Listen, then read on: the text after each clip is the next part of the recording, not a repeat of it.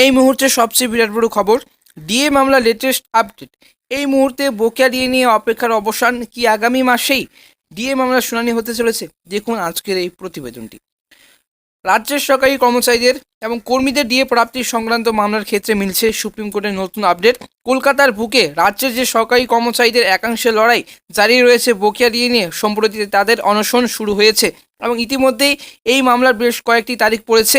ফের কবে উঠতে চলেছে মহামান্য সুপ্রিম কোর্টে এই ডিএ মামলার শুনানি, তা নিয়ে কিন্তু প্রকাশ্য এলো বিরাট বড় আপডেট। তবে এই প্রসঙ্গে রাজ্য সরকারি কর্মচারীদের পরিষদের সভাপতি দেবাশিস শীল বলেন, 5ই ফেব্রুয়ারি এই মামলার সম্ভাব্য শুনানি হতে পারে এবং তোমাদের রাজ্য সরকারি কর্মচারীদের বকেয়া ডিএ মামলার যে শুনানি আগামী 5ই ফেব্রুয়ারি এই মামলার শুনানি সম্ভাব্য শুনানি হতে পারে এবং মিসলেনিয়াস মেটারের যে তালিকা প্রকাশ করা হয়েছে সেখানে ডিএ মামলার রয়েছে। তবে কোন বিচারপতি বেঞ্চে এই মামলার শুনানি হবে তা এখনও কিন্তু দেওয়া হয়নি, এখনও জানায়নি। এবং আর কয়েকদিন পরে কিন্তু বকেয়া মহার্ঘ ভাতা নিয়ে বিশেষ খুশির খবর আসতে চলেছে সরকারি কর্মচারীদের জন্য। আমাদের রাজ্যের বকেয়া মহার্ঘ ভাতা বৃদ্ধির দাবি জানিয়ে দীর্ঘদিন ধরেই কিন্তু রাজ্য সরকারি কর্মচারী আন্দোলন চালিয়ে যাচ্ছেন এবং 366 দিন অতিক্রান্ত হয়েছে। আজ কিন্তু 367তম দিন ধরে অবস্থান করছেন শহীদ মিনারে এবং ডিএ নিয়ে আন্দোলনকারীরা। তবে যতক্ষণ পর্যন্ত তারা কিন্তু ডিএ পাবেন না, ঘোষণা করবেন না মাননীয় মুখ্যমন্ত্রী মমতা বন্দ্যোপাধ্যায়, ততক্ষণ পর্যন্ত কিন্তু অনির্দিষ্টকালের জন্য লাগাতার ধর্মঘট করবেন এবং আগামীকাল কিন্তু 29শে জানুয়ারি তারা কিন্তু লাগাতার অনির্দিষ্টকালের জন্য অনশন ধর্মঘট করতে চলেছেন। যদিও গত বছর ডিসেম্বর মাসের শেষের দিকে নতুন বছরের উপহার স্বরূপ কিন্তু মুখ্যমন্ত্রী মমতা বন্দ্যোপাধ্যায় সরকারি কর্মচারীদের জন্য, পেনশনভোগীদের জন্য 4% ডিএ বাড়িয়েছে। তবে এই যে 4% ডিএ বৃদ্ধির ঘোষণা করেছিলেন মাননীয় মুখ্যমন্ত্রী মমতা বন্দ্যোপাধ্যায়, আশা করা যাচ্ছে আর কয়েকদিন পর অর্থাৎ ফেব্রুয়ারি মাসের 1 তারিখ থেকে তারা পেতে শুরু করবেন। এই বর্ধিত ডিএ কার্যকর হবে ফেব্রুয়ারি মাস থেকে। তবে নতুন করে ডিএ সংক্রান্ত যে খুশির খবর আসতে চলেছে তা আসলে কেন্দ্র সরকারি কর্মচারীদের জন্য। আগামী 1 ফেব্রুয়ারি কেন্দ্র সরকারি কর্মচারীদের সীতা এবং নির্মলা সীতারামন সংসদে 2023 থেকে 2024 অর্থ বর্ষের অন্তর্বর্তী বাজেট পেশ করবেন।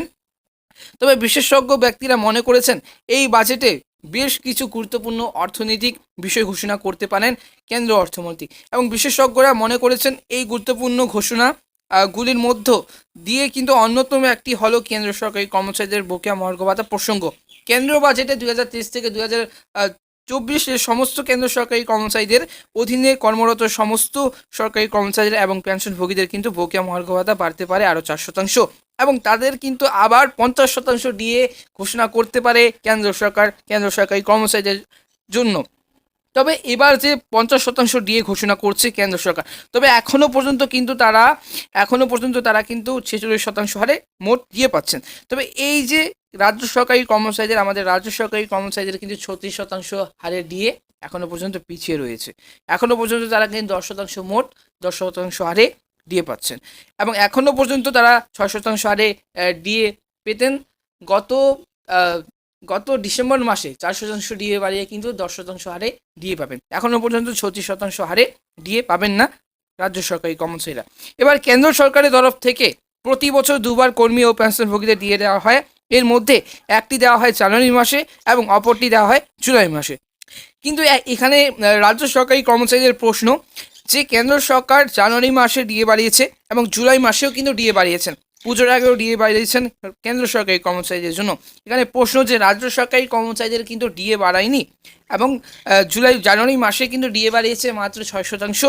তবে অপরটি কিন্তু জুলাই মাসে ডিএ বাড়ায়নি, পুজোর আগে ডিএ বাড়ায়নি, এবং ডিসেম্বর মাসেই কিন্তু ডিএ বাড়িয়েছে, 4% ডিএ বাড়িয়েছে। তবে এখনও পর্যন্ত তারা কিন্তু অসহায় রয়েছেন। তবে 2023 সালে অর্থনৈতিক বাজেট অনুসারে জুলাই মাসের বকেয়া মহার্ঘ ভাতা বাড়ানো হয় অক্টোবর মাসে। এবার ফেব্রুয়ারি মাসে অর্থনৈতিক বাজেট পেশ করার সময় কেন্দ্রীয় অর্থমন্ত্রী বকেয়া মহার্ঘ ভাতা বৃদ্ধির প্রসঙ্গ উল্লেখ করতে পারেন বলে আশা করা হচ্ছে। তবে গতকাল 4% ডিএ বাড়ার ফলে বর্তমানে যে কেন্দ্র সরকারি কর্মচারীদের বকেয়া মহার্ঘ ভাতার পরিমাণ 46%। নতুন বছরের জল্পনা শোনা যাচ্ছে যে কেন্দ্র সরকারি কর্মচারীদের তরফ থেকে কিন্তু যদিও ডিএ বাড়ানো হয় তবে সেই বর্ধিত ডিএর পরিমাণ কিন্তু হবে 4%। এর ফলে কেন্দ্র সরকারি কর্মচারীদের এবং পেনশনভোগীদের ডিএর যে পরিমাণ হবে 50%। তবে শুধু বকেয়া মহার্ঘ ভাতা প্রসঙ্গেই নয়, বিশেষজ্ঞরা কিন্তু মনে করেছেন নতুন বাজেট পেশ করার সময় বকেয়া সমস্ত এরিয়ারও টাকা কিন্তু দেওয়া হবে, মিটিয়ে দেওয়া হবে।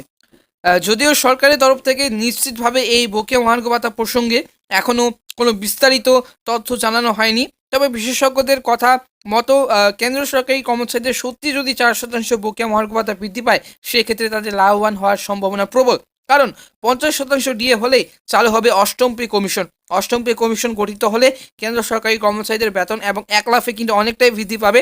আশা করা যাচ্ছে লোকসভা ভোটের আগেই বকেয়া মহার্ঘ ভাতা সংক্রান্ত এই সুখবর পেয়ে উপকৃত হতে চলেছেন কেন্দ্র সরকারি কর্মী সহ পেনশনভোগীরাও।